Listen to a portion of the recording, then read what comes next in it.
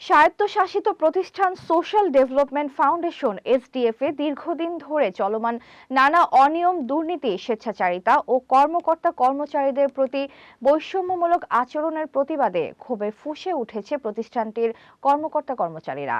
Chairman doctor Abdul Majid ও ব্যবস্থাপনা পরিচালক নুরুল আমিনের পদত্যাগের এক দফা দাবিতে শনিবার রাজধানীর জাতীয় প্রেস ক্লাবের সংবাদ সম্মেলনে অনুষ্ঠিত হয়েছে। মোহাম্মদ শাহজালাল ভূঁইয়া উজ্জ্বলের তথ্যচিত্রে বিস্তারিত।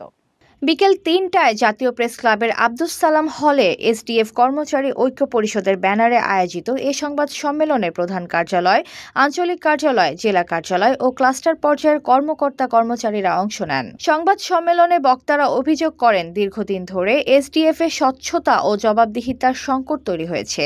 বর্তমান চেয়ারম্যান ও এমডির নেতৃত্বে প্রতিষ্ঠানের দুর্নীতি, নিয়োগ বাণিজ্য, ক্ষমতার অপব্যবহার, প্রশাসনিক অস্বচ্ছতা ও কর্মকর্তা কর্মচারীদের হয়রানির সংস্কৃতি গড়ে উঠেছে। এতে প্রতিষ্ঠানের স্বাভাবিক কার্যক্রম মারাত্মকভাবে ব্যাহত হচ্ছে। ঘরে বা ইন্ডাস্ট্রিতে মেঘনা স্টার কেবলস, বিশুদ্ধ কপারের নিরাপদ কেবলস, আপনার নিরাপত্তার সঙ্গী।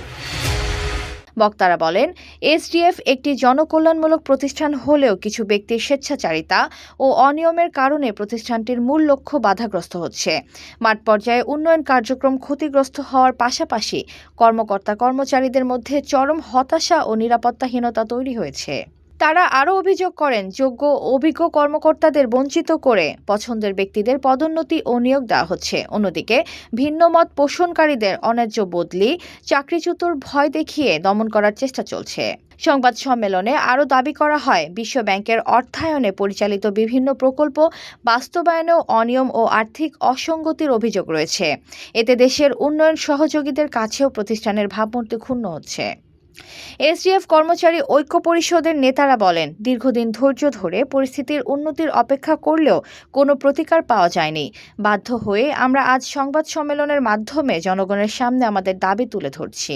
তারা অবিলম্বে চেয়ারম্যান ও ব্যবস্থাপনা পরিচালকের পদত্যাগ দাবি করেন এবং প্রতিষ্ঠানের স্বচ্ছতা, জবাবদিহিতা ও সুশাসন নিশ্চিত করতে সংশ্লিষ্ট মন্ত্রণালয় ও সরকারের জরুরি হস্তক্ষেপ কামনা করেন।